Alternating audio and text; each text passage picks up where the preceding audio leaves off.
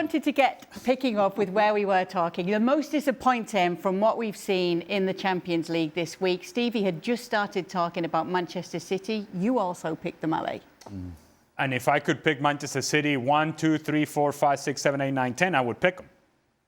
I think it's the only answer, to be honest with you, Manchester City. And watching Manchester City play against Bodo Glimt, while I take all the points that Don made and how impressive Bodo Glimt went and where and the stadium, and it was rocking, and I'll take all of that on board, and I say Manchester City were horrendous. Horrendous. It was like watching Manchester City going back to last season with all the same issues, with all the same concerns, with coaching decisions that you can't quite understand, a team that doesn't quite control the ball the way they once did, turning the ball over in bad areas, unable to defend transition moments, Rodri looking like he can't move.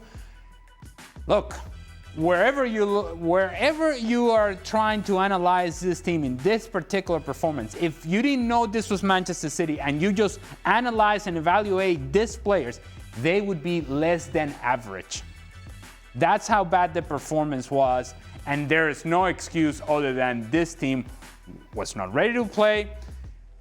I think they took it for granted. They thought that they would just show up. I think the lineup itself was taken for granted by Pep Guardiola. The choices that were made, and then the performance, the individual performance, the lack of work rate from Manchester City, embarrassing. So if there was ever a time to feel like you've hit rock bottom in a season, this feels like it for Manchester City. At least I do. Maybe they don't, but I do. They were spanked by Bodo Glimt. And mind you, were they not spanked over the weekend too by Manchester United? That's a double spanking. And yet there was no reaction from Manchester City. What was the most concerning aspect for you, Stevie, with City? I think the team he picked was completely wrong. You know, you're picking Rodri, who hasn't recovered yet from his knee injury. You're playing in zero temperatures. You're playing a guy who still can't get around quite well, and you're going to play him on this artificial surface as well. I mean, that's a horrendous decision. And then you stick Rico Lewis beside him. And then you play the two centre-backs. You've got Aki. The fact that they're playing on the AstroTurf, it's about experience. Because it's not going to be this. It's just not the same. And so you go with experience and you get through it and you get something from the game. And in my opinion, Pep has to take a huge amount of criticism for the team he put out. And also, you have to be able to smell as a coach when the players are not quite up for something. You've got to be able to spot it and nick it in the bud and get them going and all the other things. Just basic coaching. Never mind your tactics. Just generally get your team up for it. And the one thing that I think makes this even worse than it possibly could be is you're playing against a team who haven't played for 6 weeks. 6 weeks. I mean, that's a pre-season. So, yeah, horrendous from Man City. How much can you blame the pitch and the conditions if you are City and use that as an excuse, Don? No, I mean, you can lean on the pitch slightly. I mean, when I was recovering from an ACL and we'd done a pre-season in Tromsø in Norway, and we got there and it was a plastic pitch, but I was just recovering, and I asked Alan Pardew, I said, can you stand me down for this game, because mentally I wasn't quite ready. It was one of our first couple of games back. I said, I'll play every other game for you in pre-season. I just don't like the feeling of first couple of games back. But Rodri's been back a while. He's an experienced player. It was more the attitude, Kay. I mean, as Stevie said and Ali said, you've got to play the conditions, right? So being cold is fine. It's cold in Manchester. It's cold everywhere in England at this time of the year. It wasn't that cold, by the way. It was like -1, -2. It wasn't ridiculously cold. So you play the conditions, and as a manager, the guys have heard it a million times in the team talk. It's right, match these for energy, match these for commitment, and the cream will rise to the top. What you can't do is you can't just take liberties and get the ball down on minute 1 against a team, as Stevie said, who hasn't played a game. They've had a couple of sort of behind closed doors games where they've scored 8 goals, 2-4, 1 4-0 win and 1 4-1 win. But their season doesn't start till March. So the application from the City point to what Ali was saying, that's what you would lean on more if you're Pep. Thinking we didn't even lay a glove on them. Like, we didn't compete. We just thought we could rock up there, we could get the ball down, -2, plastic pitch. They're really fit in terms of how long they can last, 45 minutes to an hour, and we'll be all right because we're Man City and we're worth £1 billion. You just can't have that attitude. You've got to give teams like Bodo respect, and you have to play their game, your game and their game, how it should be played, as in fighting for every ball, going for every tackle, winning every 50-50. Then once the game calms down and it goes your way, that's when you start playing. So everything from minute one was just a mile off. And the surprising thing is, as I mentioned earlier, they were coming from what was a humiliating result against Manchester United. So if you have to get your team up to play to a certain standard when you were just humiliated in a Manchester derby, then it tells me something deeper about this group. Not just the manager and his selection, but the group itself. It's like, what kind of game did they think they were going to get at Bodo Glimt? With all the conditions, and yes, the AstroTurf. What kind of game did you think you were going to get? What kind of energy did you think you were going to get from the crowd? Were you surprised that this team was up on your face and willing to challenge you and going for 50-50 challenge and winning duels? How is that a surprise? And if that's a surprise, it's a lack of preparation both from the manager, the coaching staff, and more importantly, the players in not showing a sense of pride of, we just got our backsides handed to us by Manchester United, outplayed in every sense, and we're doing the same thing against this team? Come on now. Yeah. Can I just say, yesterday we found out that the Man City players had paid The tickets. the tickets. The total cost for everybody was 9,000. 9,000. What are you saying, Stevie? I mean, they probably they carry that around in their pocket between a lot of them. Yeah. It wasn't like they did the flights Okay, and can I the just hotels and say everything as well? else. The tickets. Yeah, go on, Big Don, and wow. then I've got another question for you. Go Sorry, on. I was just going to say the takeaway, not just from that Bodo game, but I was obviously there commentating, and you've got a great angle, and you can watch the game. Sorry, but you watch the game unfold. But when you're watching a game live, rather than from a booth, you can actually watch other players. And Erling Haaland was absolutely fuming. Back in Norway, he was screaming at his midfield players. He was screaming at his wide players. He would get no service whatsoever. There was a rumour that Florentino Perez and Real Madrid might be putting a bid in for him in the summer. It just looked like, and it weren't his fault, because he wants his players and his teammates to do more for him. Every time they got it wide, they never put it in the box. He wasn't getting any service. He just looked in this game, and rightly so, really, really unhappy. And I got the sense like he was unhappy playing in this team. So I think Man City and Pep have got to be a little bit careful that they don't just, play unattractive football and not get your top man and get your centre forward loads of service. Otherwise, you might think what am I doing here? Like, I know I'm scoring goals, but do I want to be touching the ball six times in a game? He didn't enjoy his footy the other day, and it was plain to see. Well, Don's actually taken me where I was going to go. So let me come back to you. I know you were talking about it the other night, the concern of Erling Haaland and not goal scoring at the moment. What do you think of what Don's saying there and the service not coming his way? Well, it's clear to see that the service wasn't there, but when the service did come, there were a couple of opportunities for Erling Haaland that he did not take. So it's easy for him to be frustrated, and I would be too. As a center forward, you live on service. You live on the quality of play around you.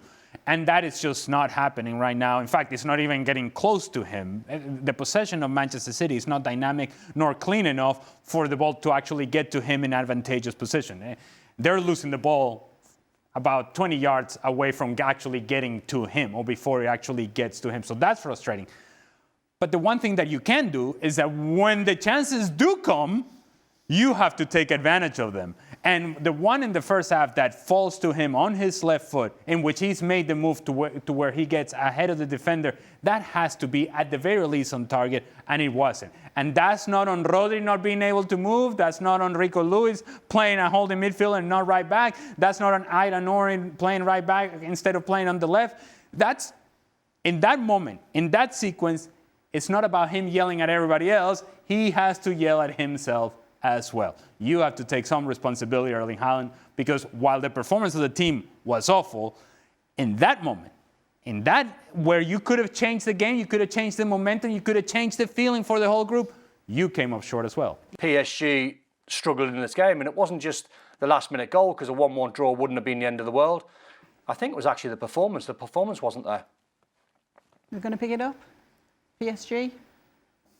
It's hard to, when we have seen this team actually having done it before in terms of not being all that great in the league phase and doing enough and advancing and then picking up momentum. I don't know that they're able to do it on back-to-back seasons, but you give the benefit of the doubt because you have earned it in the case of PSG. And I actually think that PSG were outplaying Sporting for long periods of time in this match.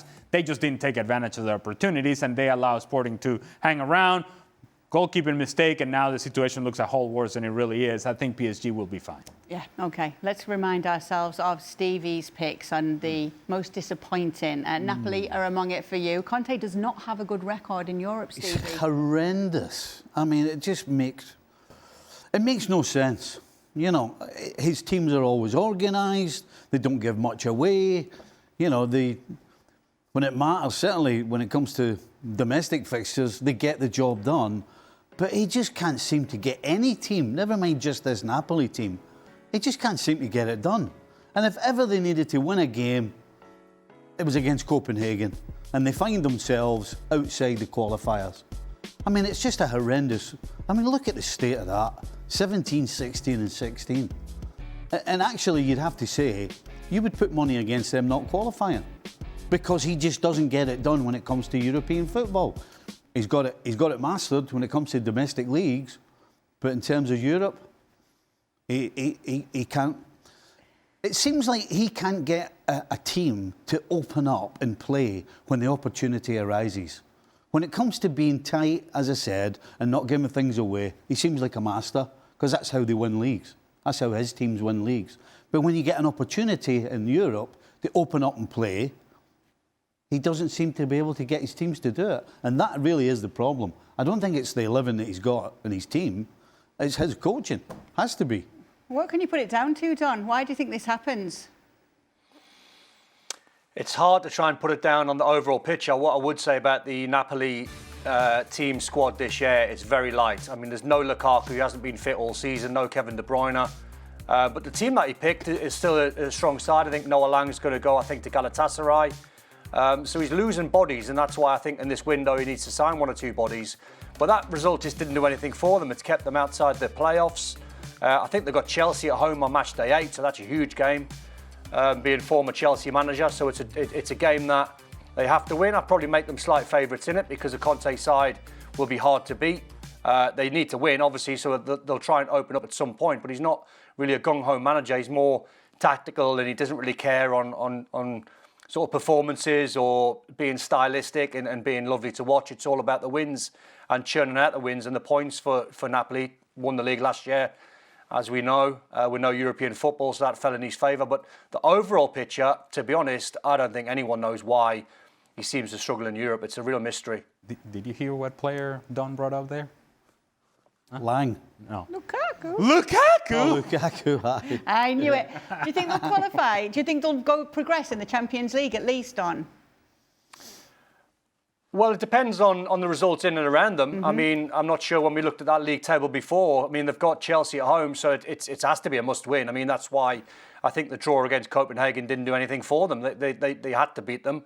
It would have put them in a better state of mind and better off in the table, because then Chelsea game, they probably, if results went their way, a draw might have been good enough. Now it sticks the pressure on Antonio Conte, it sticks the pressure on Napoli. But what you will get, I mean, out of all the games, I think on match day 8, there's some crackers. I think I'll be tuning into that one because the atmosphere in the Maradona against Chelsea is going to be electric. Yeah, speaking of Chelsea, Ale had Chelsea in his most disappointing list, even though they won their game against Paphos. So why are they there? Well, because you just said it. Against who? Paphos at home. And it was a struggle. This wasn't a overwhelming performance from Chelsea in which they were just creating chances here and there and everywhere, and the goalkeepers having to come up with saves. No, Paphos. There isn't a whole lot of energy for this group in the final third. There isn't a whole lot of creativity. Everything is happening so slow all the time, and the possession that goes nowhere, in particular with any sort of dynamism, with any sort of change of pace. Paphos at home. Chelsea should have been a whole lot better than what they were. Don, what have you made of Rosenior's first games with Chelsea? He's done all right. I mean, he's churned out a couple of wins. I think the fascination, and I know his dad, Leroy, really well. I've known him for 15, 20 years, so I quizzed him on what Liam's style is going to be and what it was at Strasbourg. And he had a group of players at Strasbourg that were young, fit. They wanted to be on the front foot. They tried to press like you wouldn't believe. They had loads of energy. They wanted to step onto teams. A little bit naive sometimes, but they were young. And he said to me, what will happen when he's at Chelsea? He said he's got an old head on young shoulders. He will play a left-back and Cucurella at left-back. You will not see him inverted. You won't see the goalkeeper take any chances and playing little fiddly balls into midfield. He said, so he'll keep it sort of pretty basic on that front. But I think to Ali's point, he's only been there a little while. He has to try and implement his style. It's still very, very young. I know we lean on that a lot, saying Chelsea are a young side, but it is factual. And I think what he'll try and do, I think over the piece, probably not this window, but in the summer, it screams out for experience, especially at centre-back. It screams out for one or two players, but one really experienced player that can lead the players in front of him when you're playing against Paphos, for example, and they hit the crossbar, or you might be under the pump when they play a tough side in the Premier League, and you need to have players that can manage minutes in the game. If you're winning 1-0 with 5 minutes to go, get players in and around you. That's going to give the manager a chance to deliver a team talk at half-time if you're leading the game, not just players here, there, and flying everywhere and doing what they want because they are young and so talented. But I just think, where they're going to be in 6 months' time, you have to give Liam time. You have to give him a chance to put his stamp on things, give him a chance to make signings. I'm sure they'll improve, but you just think at the hierarchy, there's rumours in this window they're going to sign more young players, and it's I get it, but please sign some experience. As did you say where they're going to be in 6 months' time? It's not in Stevie Nicholls' top 5 in the Premier League. No. Well, I mean, all the things done, particularly about the experience thing. I mean, they've got enough experience in this team. I would say the one thing I've noticed since Rosenior got there is that when you bring a new manager in, and every manager does things slightly different, and so when you're talking to players and you're asking them to do things slightly different, when you're asking 9 and 10 players to do things slightly different, there's no question it affects the team. And I think since Rosenior's gone there, they don't play at a good tempo. It's almost like they're overthinking. They're thinking about where do they want me to be, and how do they want me to do this. And when you do that, you lose a little bit of pace in the game. And I think that's the only thing that's wrong with them, other than having no experience apparently. The pace in which they played the game, and that's why it took them so long. They've done that, Stevie, under Maresca. They've done that under Maresca. I mean, the Chelsea fans last season, at one point at the start of the season, were bored at Stamford Bridge because they were so slow. I thought on occasions they did have a bit of pace about them, but I don't think you can say that about right now. Certainly the games since Rosenior's come in, they've looked a little one-pace. They haven't gone at teams, with numbers. And Paphos quite comfortably got plenty of players behind the ball. And that tells you that they're not getting at them quick enough. So until that changes, too many teams are going to keep them out. And then, of course, you can't rely on them defensively, and the goalkeeper in particular. So, yeah, I think it's not going to be plain sailing for Rosenior. While I agree that you got to give a new manager some time, the one thing that we always talk about when it comes to a new manager is that you see a different type of energy about the team. And if we cannot tell the difference between Rosenior's team and Maresca's team, even in the level of energy, then that tells you something. And that's the part that I was concerned in watching this game against Paphos. To Stevie's point, yes, it was one pace. So just the energy, the feeling, the vibe, the stadium, everybody's looking for something a little bit quicker, with more intensity, making sure that you force turnover and higher of the field, that you're creating chances. You may not win games 5-0, but at the very least, you're painting a different picture than what you've already seen, and we haven't seen that just yet.